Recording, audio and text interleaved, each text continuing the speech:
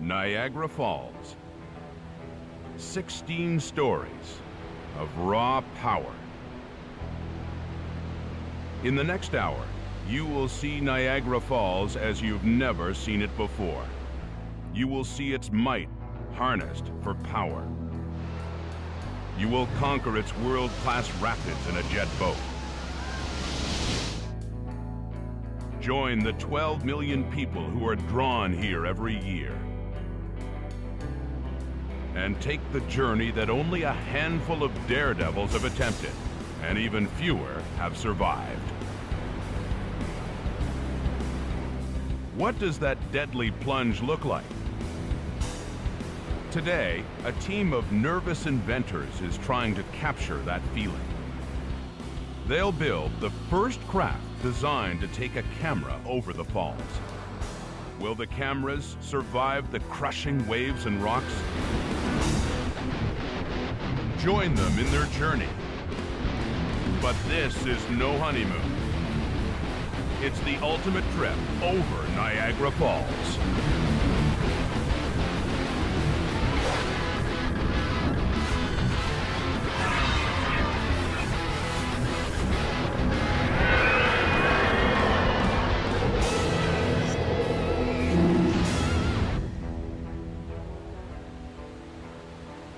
Where would you start if you were asked to build a boat that could withstand waves powerful enough to shatter rock? For Ken Sarich, the answer was, "Are you serious?" When I was approached to do this, the person that phoned me, I questioned them whether they were sane. Ken's team will build a craft to take a camera over Niagara Falls and show you what you've never seen before, if the camera survives. Ken designed the craft. The plexiglass box holding the camera sits on a metal frame between two hard plastic pontoons.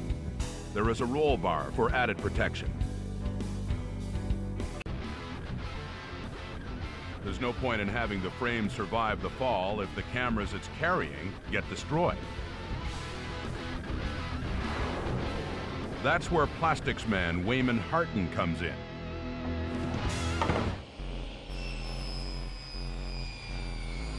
He's making an incredibly durable polycarbon box.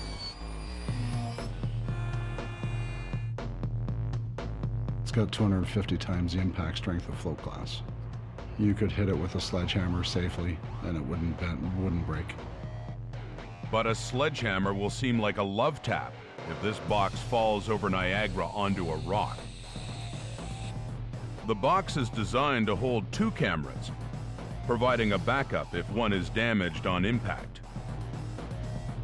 If all goes well, the cameras will provide an unprecedented look at one of the most photographed landmarks in the world. First craft will be sent over Niagara Falls with two cameras inside. The idea is to capture exactly what it looks like to go over Niagara Falls. How will our tiny craft fare? Will it be able to take our cameras over Niagara Falls and survive? In one day, our team of inventors will find out. Niagara Falls. For many, it's still the honeymoon capital of the world. But in all of the years, with all the happy couples, the hotel rooms here have never seen this kind of activity. Can a small boat built with metal tubing and foam really survive the fury of the falls? Yeah, it looks like a bit of glue. Okay.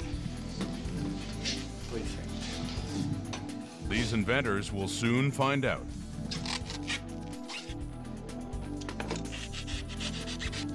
They've gathered at the falls with their invention in tow.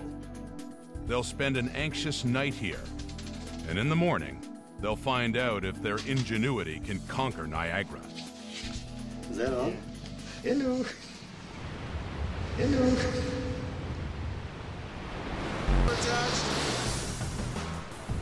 Time is running out. They must launch now.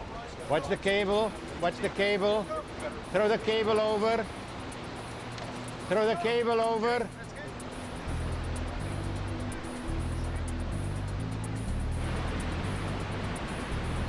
Okay, let her go! Immediately after launch, things begin to go wrong. The current is moving as fast as a racing horse. It grabs Succeed before the police can fully push it into the river. Well, I would have hoped it would have went further offshore. We were just too close to shore. It didn't make it away enough to clear everything going down the side, so. With just a short distance to the falls, Succeed catches the brush and starts to spin. He's hugging the land too much. The inner tube and balloon are blocking the camera's view. It's out a little bit, would be good. But this turn of events pays off.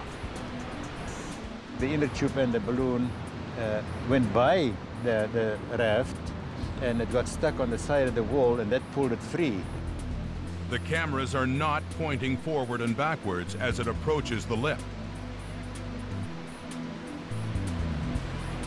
But at the last moment, the craft turns, and the cameras are in the correct position.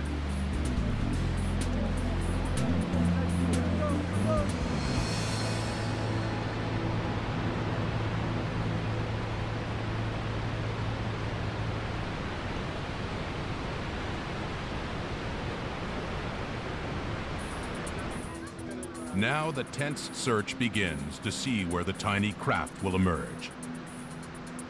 Moments later, it is spotted, but the news is not good. Didn't make it out. It's right here. She didn't clear the shore. Oh yeah, she's stranded here. Fortune is there too. It's lying there upside down. The balloon didn't last. That's a little disappointing where it's sitting right now. We just couldn't get it far enough offshore to clear the rocks. The device is in a very bad location. When we get down there, we'll probably find that it's next to some rocks that are probably as big as most cars, and they're covered with a green slime, which it makes it extremely difficult to get to. I'm not so sure that I would want to risk any of our fellas' safety to go and retrieve. The craft is recovered. We found that the device was upside down, and there was actually a large rock in the cage right in here that had it trapped there. When we first hooked onto it, tried to pull it out, it didn't come because of that large rock. We had to readjust our rigging to the other side, so we were able to flip the device over and the rock fell out. And from there, it was just a matter of manhandling it up the slope.